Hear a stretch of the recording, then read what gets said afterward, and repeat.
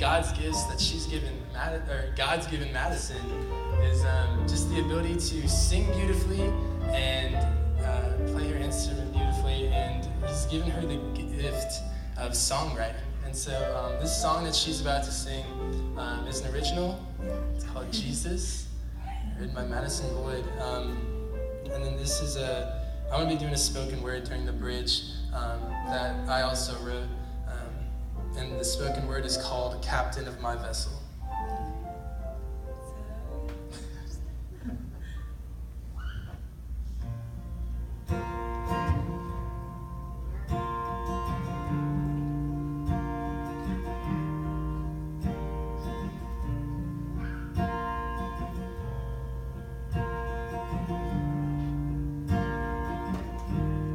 I have a Savior.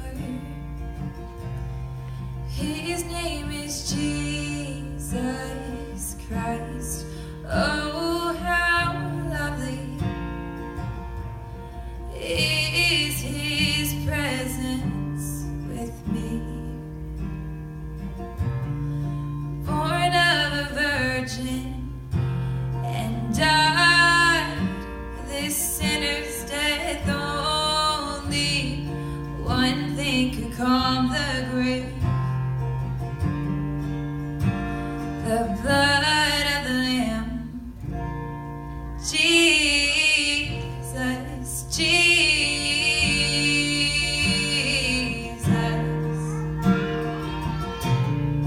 Jesus, Jesus.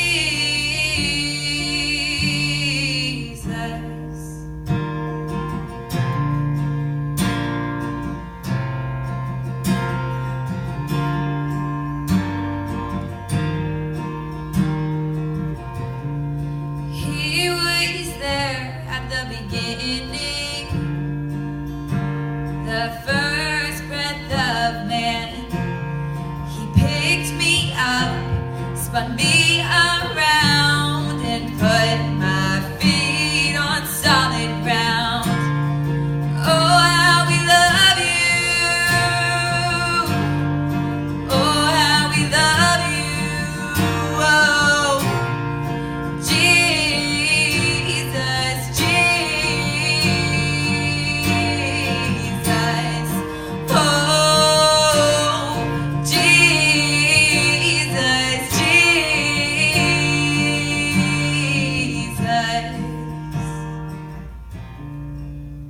I am the captain of my vessel. Well, at least that's what I thought.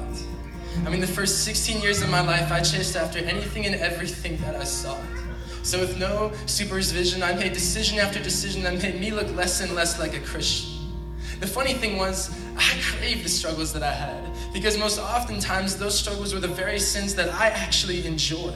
In the moment, they felt so fulfilling, as if they actually carried the weight necessary to replace my void. So never once did I stop to take the time to think about it. I kept on living my life, letting captain after captain steer my ship while they allowed me to think the power was at my fingertips. So there I was, thinking I was the one in control, having so many desires but none of them the Lord, chasing after everything except a way to be restored, silently selling myself like a billboard, trying to scream for help but lacking the strength in my vocal cords. I needed a captain who wouldn't throw me overboard. So then I started thinking, yeah, maybe I'm not the captain of my vessel. But if I'm not, then who is? I mean, could it actually be that there's another force out there that's controlling me? But you see, oftentimes this false captain may have a hold on you and you don't even know it. Unaware, caught up in a snare, he'll lead you like a lamb to the slaughter, but it'll feel like you've been in the desert and finally found water. His deceiving nature will lead you to nothing but danger. Get away from it. If you find yourself putting time and worth in anything more than God, then that is the captain of your vessel, and I'm sorry. I don't have any cure for you to escape this capture of your soul.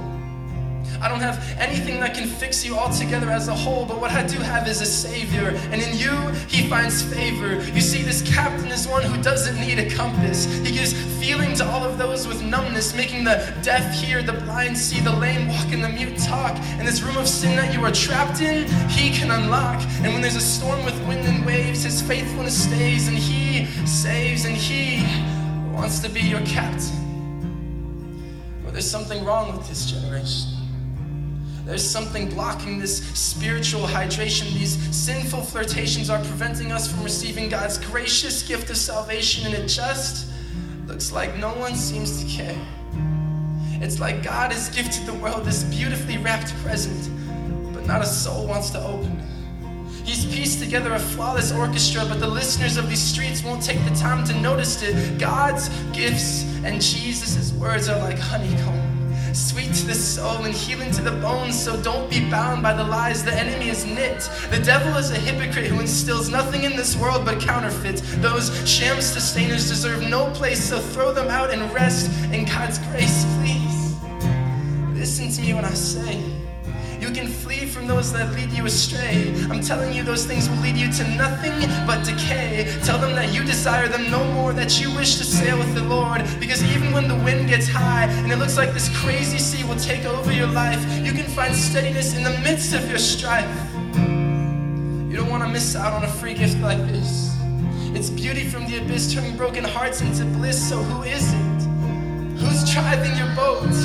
Because as Jesus said, and I quote, there is no way to the Father except through me, and that is a guarantee. He is the only way. So there's no need to live life like a hunted down prey. Jesus wants you and you alone. There's no reason to postpone. His arms are open. You have been chosen. It doesn't matter if you are broken. You are free. And all he wants from you and from me is to fall on our knees and see. So if you haven't come to that point yet, if you're trying to drive through your own storms, trying to do life on your own, let go of it. Maybe you've been living in this darkness for so long and you don't know how to get out of it. You don't know if you're strong enough, don't know if you're clean enough. Maybe you've tried but had to give up because you were so scared. But child, remember, there's no home for the living in the land of the dead. And if you believe in him, then you are most certainly not dead. Oh no, you are alive, and you were destined for greatness, and you were crafted for a pursuit. So blaze the trail and anchor yourself in the truth,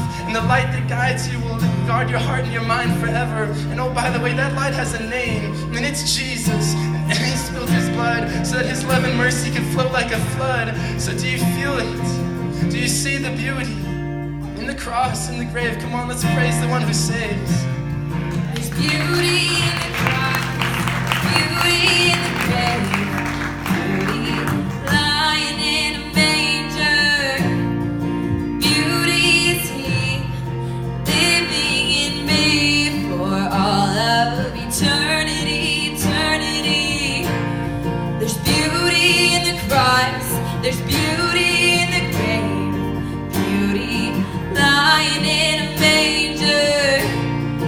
Beauty is he, living in me for all of eternity, eternity. I have a God